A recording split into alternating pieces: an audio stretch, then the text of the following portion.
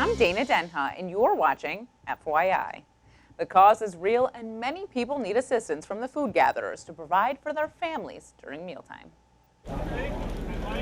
Sizzling, mouth-watering deliciousness was coming from the grill to the plates of hungry supporters during the food gatherers' summer fundraiser. It's called Grillin, and it's a whole lot of fun.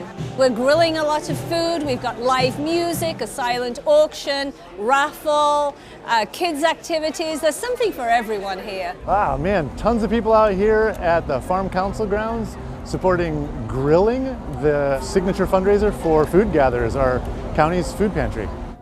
We have lots of great food on the menu today. Everything from burgers and hot dogs, different sausages. We've got tofu and vegetarian dogs, as well as lots of vegetables.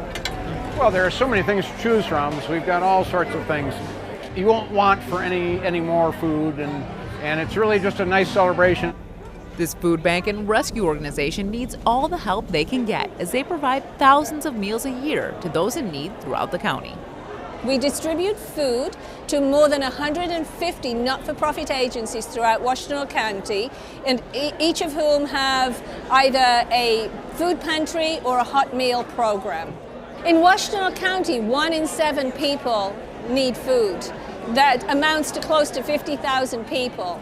And that's why we exist. We exist to alleviate hunger and eliminate its causes in our community. To be part of the solution to end hunger where we live, visit foodgatherers.org. Stay tuned, and we'll be back shortly with more news and information.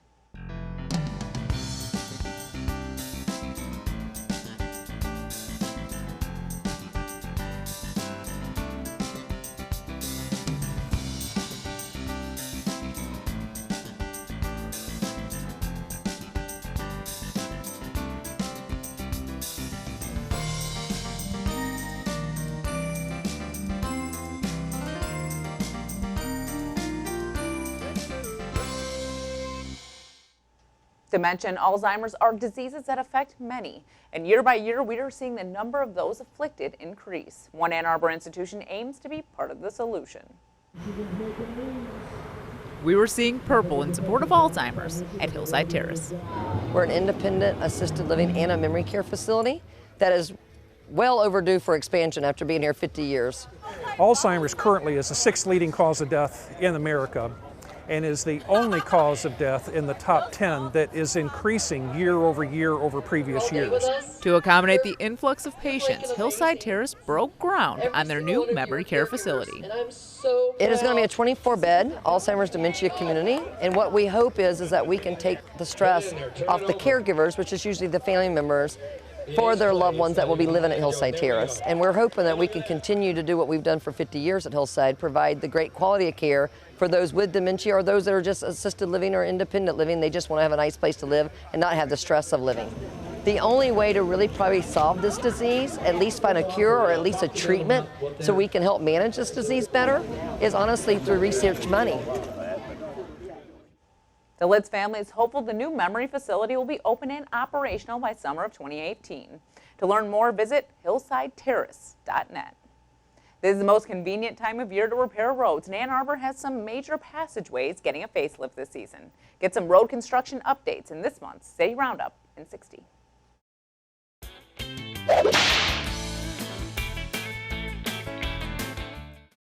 Hi, I'm Nick Hutchinson. I'm the city engineer for the city of Ann Arbor, and I'm here today to give you a little bit more information about road construction in the city this year. Starting with the project right behind me, the Stadium Boulevard Reconstruction Project, which started back in November of last year and is scheduled to go through the end of August this year, just in time for football season. And also several other major road construction projects we have going on in the northeast side of town, where we're replacing the water main at the intersection of Plymouth and Green.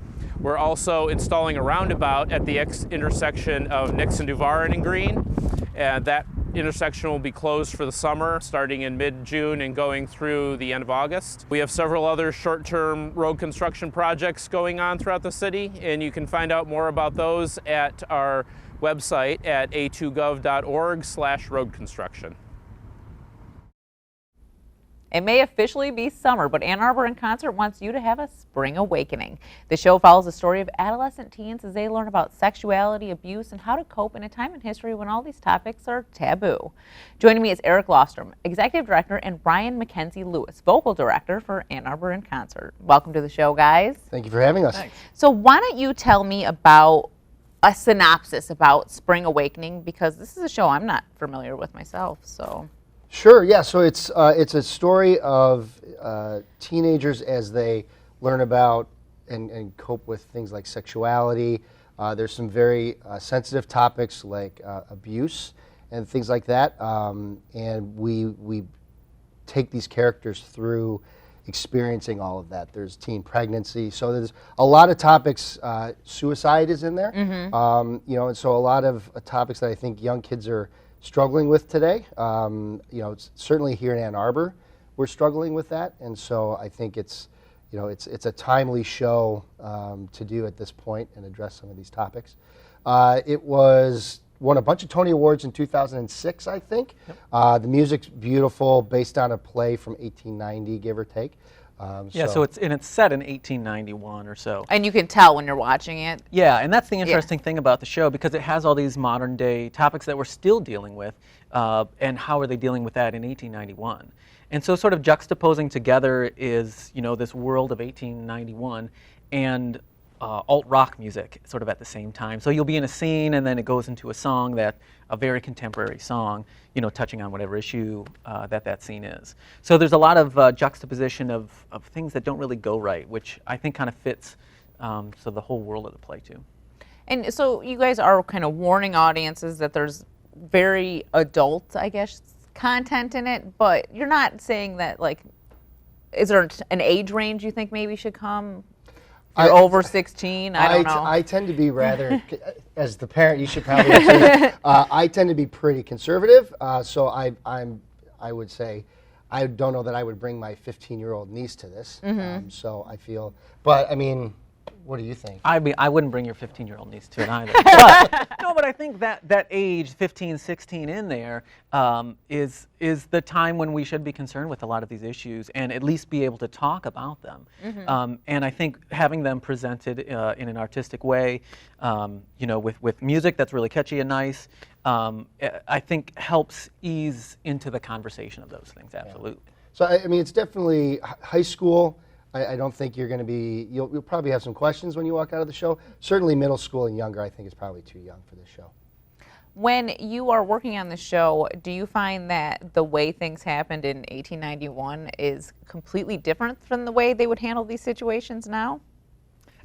Unfortunately, I don't think so, which, you know, I mean, that was a long time ago, and I feel like we still fall into the same pitfalls of that, and just not listening to what our kids are saying to us, and you know, giving them the whole picture, as opposed to just, you know, what we think they can handle at the time. And that's where a lot of the conflict comes from in the show, is, you know, the adults giving enough information what they think.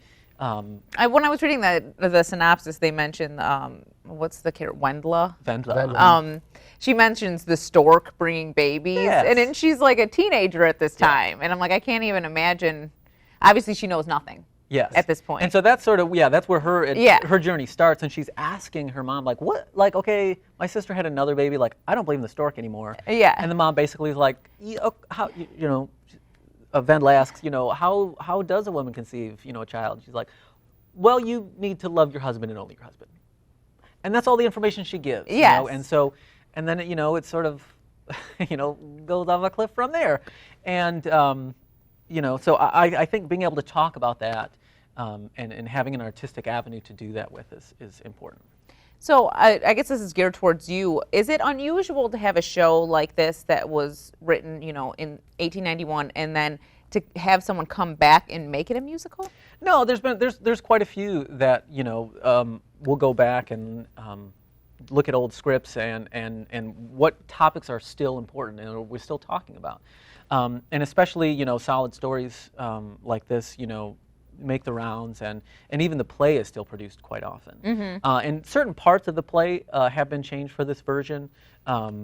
Actually, some things were softened up a little bit.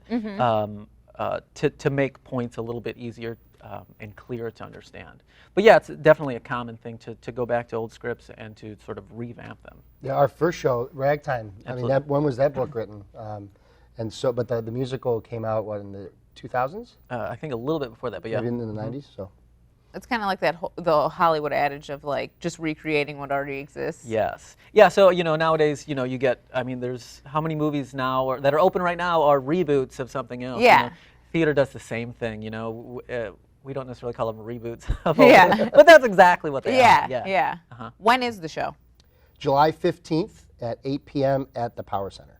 Okay, and that's just you get the one night chance. only. That's yep. So, and I think it kind of creates this magical atmosphere because Ryan and I have both done a lot of musical theater, and so inevitably there's sort of this energy of, well, I've always got tomorrow night. In this one, you don't. So we definitely take that symphony model where it's one night only, and you can really feel that energy because the actors and the musicians and the entire team, we know we got one shot to get this right. And with all the choreography and all the singing, there's a lot of moving parts for one night, but it's really exciting. I have to imagine that it's very sad for everyone involved once it's done. It's kind of exhausting. I mean, it's so much, and all of a sudden you're like, where'd everything go? Yeah, like what do I do with my time right, now? Yeah. But the process is also condensed. So generally, like you go into a 2 to 3 month rehearsal process, and then you do 2 to 3 weekends of the show.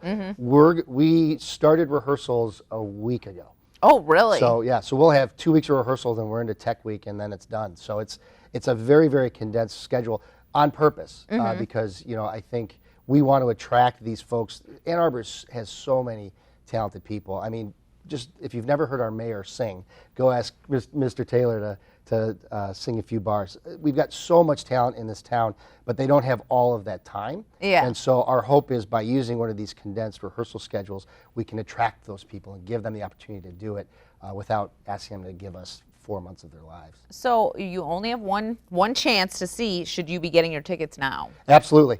Tickets are on sale now. You can go to our website, a2ic.org. They're also on sale at the Michigan Union Ticket Office, so you can go visit them in person if you prefer to do that. Okay, so we're just about out of time. Why don't each of you tell me why people should come out and see Spring Awakening? I think that the music is fantastic in this show, and the actors and the musicians are fantastic.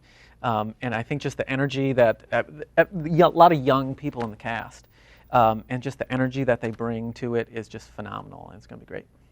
Yeah, I think the talent is top notch. You're going to be blown away by these voices. And I think that it's a really moving show. I think that we're talking about topics that are happening in our community today. And I think it helps. Our hope is that it helps us. Let's not pretend that these topics aren't happening. Let's start talking about them. Let's help families in the community talk about it in a respectful, honest way that doesn't make people feel ashamed or feel bad. Let's talk about this as a community. All right, well, thank you both for coming on the show. Thank you so much for having us. Visit a2gov.org/CTN for more on this and other programs. Thanks for watching, and tune in next time to FYI.